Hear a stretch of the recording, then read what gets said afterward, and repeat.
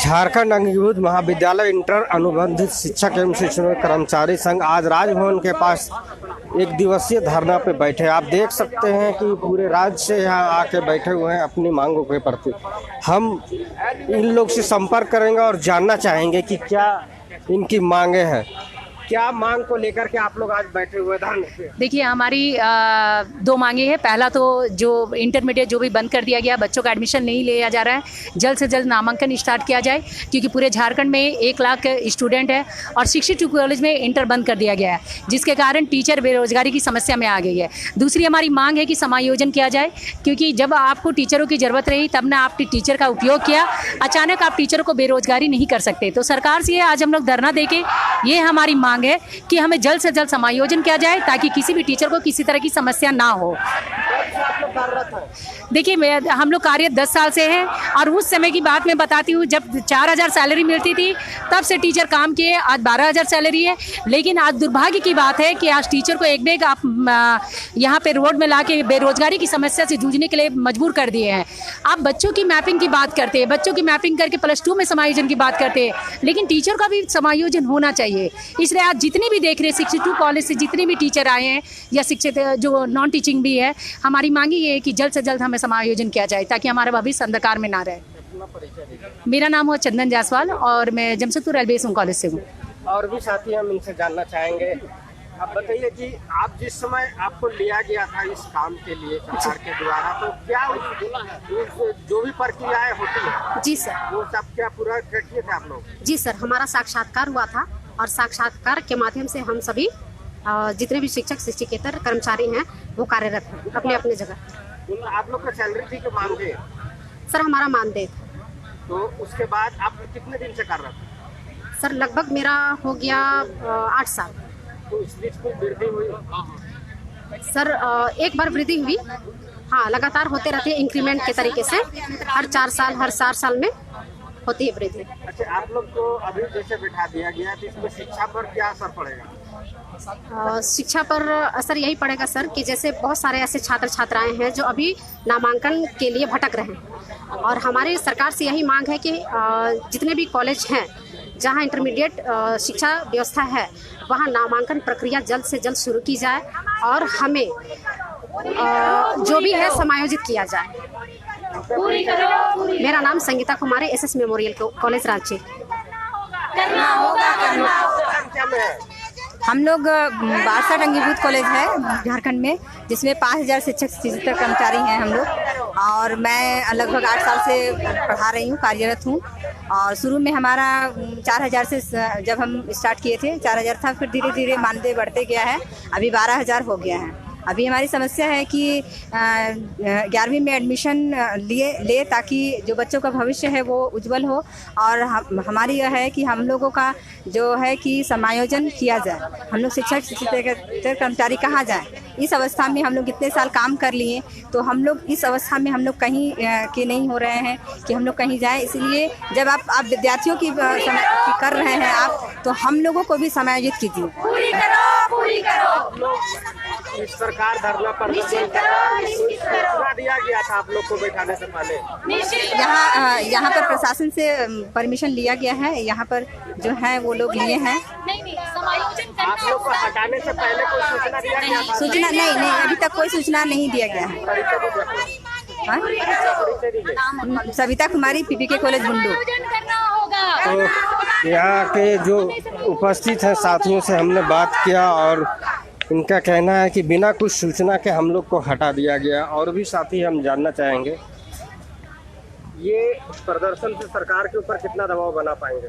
हम लोग अपने स्वतंत्रता के अभिव्यक्ति का हम लोग यूज कर रहे हैं। सरकार से हमारी एक ही गुहार है, और सरकार को हम लोग ये राजभवन के प्रांगण में बैठकर अपनी पुकार को हम लोग सरकार की कानों तक पहुंचाने का कार्य कर रहे हैं। जिस तरह से न्यू एजुकेशन पॉलिसी को बहाल करने के बाद +2 में छात्रों का समायोजन किया जा रहा है, उसी प्रकार से हम जो शिक्षक शिक्षकेतर कर्मचारी हैं, जो विगत वर्षों से कोई 10 वर्ष है, कोई 15 वर्ष है, कोई 3 वर्ष है, मैंने लंबे समय से अपना सेवा दे रहे हैं अल्प वेतन के माध्यम से। एक तरह से कहा जाए तो वो अपने खून को सींच कर छात्रों को सींचने का कार्य किए हैं। जब स्थिति डमाडोल थी शिक्षा व्यवस्था की, उस समय मतलब कि अल्प में हम लोगों ने शिक्षा व्यवस्था की नाव को हम लोगों ने पार लगाया, हमने उस शिक्षा की दीप को जगाए रखा। आज जो है कि न्यू एजुकेशन पॉलिसी को बहाल करने के उपरांत में जिस तरह से हम झारखंड प्रदेश के 62 अंगीभूत महाविद्यालय में लगभग हजारों कर्मचारियों के ऊपर मायूसी का माहौल है। सरकार को हमारे ऊपर जरा सा भी कोई ध्यान है नहीं, इसलिए हम लोग इस प्रांगण से सरकार और अपने महामहिम को आश्वस्त करना चाहते हैं। हम अपनी पुकार को उनको पहुंचाना चाहते हैं ताकि हमारी मांगों को किया जाए। और जिस तरह से हमारे सरकार के द्वारा चुनाव की पूर्व में चुनावी घोषणाओं में जो किया गया था कि जितने भी अनुबंधित कर्मी है जो आउटसोर्सिंग से हैं जो ये है सभी लोग को नियमित किया जाएगा। आज का स्थिति यह है कि छात्रों का समायोजन करने के बाद परिणाम स्वरूप यह है कि शिक्षक और शिक्षकेतर कर्मचारी एक तरह कहे तो मानसिक शोषण करने का कार्य सरकार कर रही है। लेकिन हमारा आज भी उनसे आग्रह है कि हम आज भी आपसे वही हुंकार के साथ नहीं, हम बल्कि अपनी पुकार को आपकी कानों तक पहुंचाने का कार्य कर रहे हैं। सरकार हमारी स्थिति पर भी नजर डाले। जिस तरह से छात्रों का समायोजन हुआ उसी तरह से हम शिक्षक शिक्षकेतर कर्मचारियों का भी हम लोग को +2 में कहीं ना कहीं हम लोग को समायोजन करें ताकि हमारी भी प्रतिष्ठा बची रहे। और अभी हम लोगों ने जिस तरह सांकेतिक रूप से धरने का प्रदर्शन का हमने आगाज किया है, जरूरत पड़ी तो अगर रक्त का एक एक कतरा भी अगर सरकार को गिराना पड़े तो हम गिराने से पीछे नहीं हटेंगे। अविनाश पासवान, नामधारी महाविद्यालय गढ़वा। तो और भी साथी से हम जानना चाहेंगे और बात करेंगे कि आखिर इनकी लड़ाई कहाँ तक जारी रहेगी और अपनी मांगों के प्रति क्या कहेंगे इस तरह का प्रदर्शन से। आज देखिए पूरे झारखंड के 62 अंगीभूत महाविद्यालय के शिक्षक और कर्मचारी आज राजभवन के समक्ष धरना दिए हैं।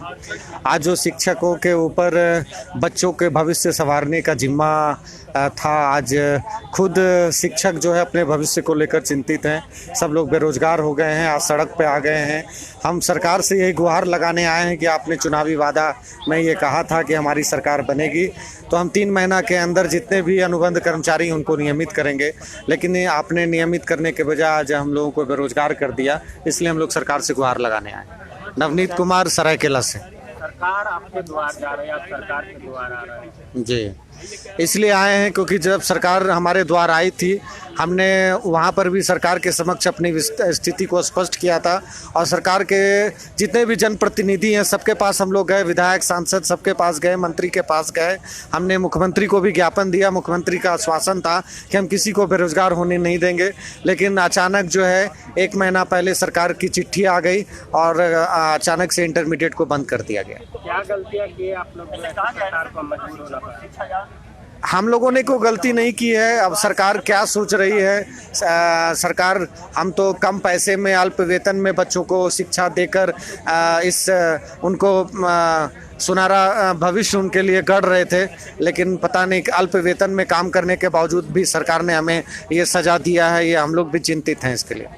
कैसे होगा, आप लोग इस तरफ से सेवा दिए और आज आपका उम्र भी नहीं रह गया? उम्र भी नहीं रह गया। हम अब इस पड़ाव में हैं कि हमारा कोई भी सरकारी नौकरी नहीं हो सकती है और 15 साल से हम लोग कॉलेज में काम कर रहे हैं, लेकिन उसके बावजूद सरकार हमें बेरोजगार कर रही है। आगे की क्या रणनीति होगी? अगर सरकार, हम आज ध्यान आकृष्ट कराने आए हैं, अगर सरकार इसके बाद भी नहीं जगेगी तो हमारा ये आंदोलन जो है चरणबद्ध चलेगा जब तक हमारी मांगे पूरी नहीं हो जाती। आपका परिवार, बच्चे कैसे चलेंगे? आपको हटा दिया गया है, सब बेरोजगार हो गए हैं। हम लोग सड़क पे आने को विवश हो गए हैं। पूरा 5000 शिक्षक कर्मचारी का परिवार जो है आज बेघर हो गया। नवनीत कुमार, सरायकेला से।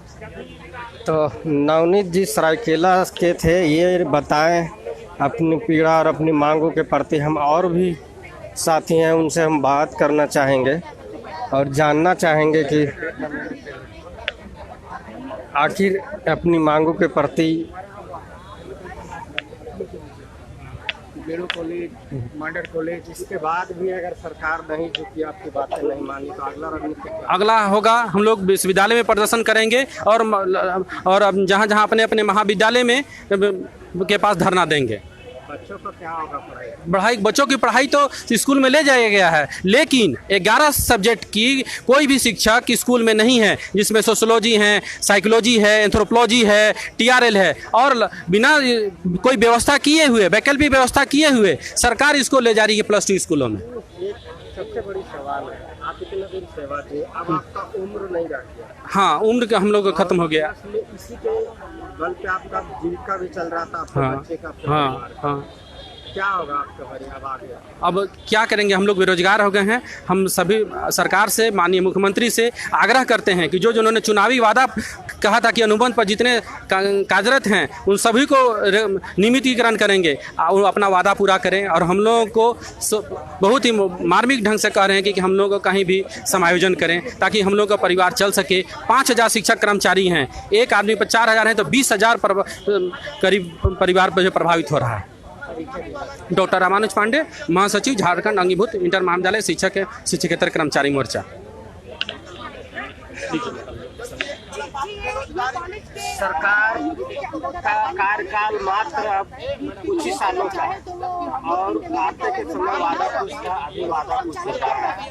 क्या उम्मीद रहेगा आगे? जब सरकार अपने आखिरी समय में इस तरह का कर रही है तो आने वाले समय में तो कोई उम्मीद ही नहीं किया जा सकता है कि ये सरकार हमारे लिए कुछ करेगी। आगे भी होना है चुनाव, पता है आगे चुनाव होना है तो सरकार को ये देख के ये जो नीति तैयार की है, नई शिक्षा नीति, तो अपने चुनाव को देख के सरकार को करना चाहिए था। अगर इतने सारे लोग 5000 लोग बेरोजगार हो जाएंगे तो 5000 लोगों को पीछे उनका परिवार भी चलता है, तो समझिए 20,000 लोगों का जो है भरण पोषण इसी से हो रहा है, तो 20,000 लोग कहाँ जाएंगे? तो इस प्रकार देखिए बात रह गई कि चाहे जो भी सरकारें आती है, जो भी सरकारें बनती है, वादे तो बहुत करती है लेकिन वादों को पूरा नहीं करती आगे है। भी सरकार बनेगी, आपका क्या ख्याल रहेगा? देखिए सरकार तो बनती है, बड़े बड़े वादे भी करती है, लेकिन उन वादों को कोई सरकार पूरी नहीं करती है। चाहे वो हेमंत सरकार हो, चाहे रघुवर सरकार हो, जो भी हो, कभी पूरी नहीं करती है। तो हम जो है बेरोजगार तो नहीं थे ना, कम से कम कहीं पर तो हम लोग शिक्षा चला ही रहे थे, काम कर ही रहे थे, और हम लोग को ये एक उम्मीद था कि चलो आगे आने वाले कल में हम लोग कहीं ना कहीं हमारी प्रमोशन हो जाएगी, कहीं ना कहीं हम लोग फिक्स हो जाएंगे, घंटी आधारित है, कहीं फिक्स हो जाएंगे। लेकिन अब तो वो भी गया आस हमारा, ये भी आस टूट गया, हम लोग बेरोजगार हो गए, सड़क पे आ गए हैं। जब सब चीज से हम लोग को वंचित कर दिया जा रहा है तो वोट से भी वंचित कर दिया जाए, वोट भी नहीं लिया जाए, हम लोग का सेवा देने से वंचित कर दिया जा रहा है, बेरोजगार कर दिया जा रहा है। हम लोग क्या करेंगे? इतना दिन से सेवा दे रहे थे, सरकार को तो ध्यान देना चाहिए ना। हम लोग सरकार बनाने के लिए एक एक वोट को महत्वपूर्ण समझते हैं, तो सरकार को भी अपने वोट को महत्वपूर्ण मानते हुए हमारे ऊपर ध्यान देना चाहिए। ऐसे रास्ते पे आज हम लोग आ गए। शिक्षक है, जो शिक्षक इंसान को बनाता, IAS बनते हैं, डॉक्टर बनते हैं, शिक्षक द्वारा ही बनते हैं। आज वो शिक्षक रोड पे है बेरोजगारी के कारण। नहीं करना चाहिए। अपना परिचय दीजिए। मैं मुशर्रत जहां, डोंडा कॉलेज, हिंदी की टीचर।